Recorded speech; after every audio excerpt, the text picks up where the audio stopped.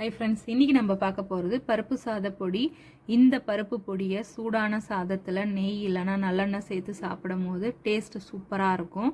நம்ம ஹோட்டலுக்கு போனால் ஃபஸ்ட்டு இந்த பருப்பு பொடியை ஒரு 4 வாய் சாப்பிட்டுட்டு அப்புறம் தான் நமக்கு சாம்பாரே சாப்பிட தோணும். அந்த அளவுக்கு இதோட டேஸ்ட் நல்லாயிருக்கும். பேச்சுலர்ஸ்க்கு, ஹாஸ்டலில் இருக்கிறவங்களுக்கு இந்த இன்ஸ்டன்ட் பருப்பு பொடி பார்த்திங்கன்னா ரொம்பவே யூஸ்ஃபுல்லாக இருக்கும்.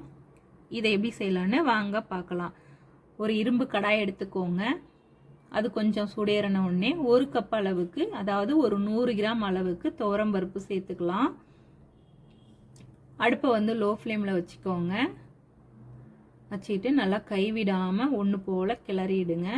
அப்போ தான் பார்த்திங்கன்னா பருப்பு ஈவனாக வறுபட்டு வரும். அடுப்பை வந்து ஹை ஃப்ளேமில் வச்சிங்கன்னா சீக்கிரமாக கருகி போயிடும், நல்லா இருக்காது. பருப்பு வறுக்கிற பதம் ரொம்ப முக்கியம். இந்த அளவு வறுபட்டால் போதும். இது ஒரு பிளேட்டுக்கு மாற்றிடலாம். எந்த கப்பால் துவரம்பருப்பு எடுத்தீங்களோ அதே கப்பால் 1 கப் அளவுக்கு பாசிப்பருப்பு எடுத்துக்கலாம். இதையும் நல்லா வறுத்து எடுத்துக்கலாம். கைவிடாமல் வறுத்துக்கோங்க. நல்லா கலர் மாறி வாசனையும் நல்லா வருது. இப்போ அதே பிளேட்டுக்கு மாற்றிடலாம். அடுத்ததாக 1 கப் அளவுக்கு பொட்டுக்கடலை எடுத்துக்கலாம். இது ஏற்கனவே வறுத்த கடலை தான், அதனால் லைட்டாக சூடு பண்ணால் போதும். லைட்டாக சூடேறிடுச்சு. இதை பிளேட்டுக்கு மாற்றிடலாம். அடுத்ததாக 1/4 கப் அளவுக்கு கருவேப்பிலை எடுத்துக்கலாம். பச்சை கருவேப்பிலையாக எடுத்துக்கோங்க, அப்போ தான் நல்லாயிருக்கும். முடிஞ்ச அளவுக்கு எல்லாத்தையுமே எண்ணெய் சேர்க்காமல் வறுத்து எடுங்க. கருவேப்பிலையும் நல்லா வறுபட்டுடுச்சு. பிளேட்டுக்கு மாற்றிடலாம். அடுத்ததாக காரத்துக்கு ஒரு 13 மிளகாய் எடுத்திருக்கேன். இது கரெக்டாக இருக்கும் காரம். இன்னும் காரம் உங்களுக்கு அதிகமாக தேவைன்னா இன்னும் கொஞ்சம் மிளகாய் சேர்த்துக்கோங்க. இந்த காரம் கரெக்டாக இருக்கும். நல்லா வறுபட்டுடுச்சு, எடுத்து வச்சிடலாம். இப்போது 1 ஸ்பூன் அளவுக்கு மிளகு, 1 ஸ்பூன் அளவுக்கு சீரகம், இது ரெண்டுத்தையும் நல்லா வறுத்துக்கலாம்.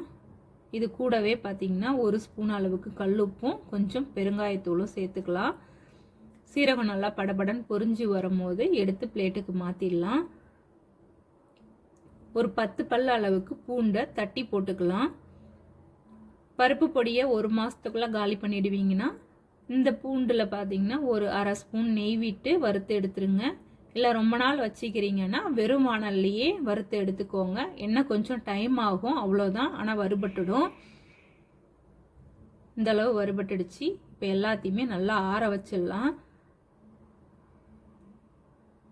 நல்லா ஆறின உடனே ஒரு மிக்சி ஜாரில் சேர்த்து அரைச்சி எடுத்துகிட்டு வந்துடலாம். முடிஞ்ச அளவுக்கு நல்லா நைஸாக அரைச்சிக்கோங்க, அப்போ தான் நல்லாயிருக்கும்.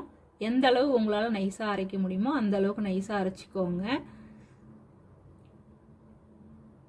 பொடி ரெடி ஆயிடுச்சு.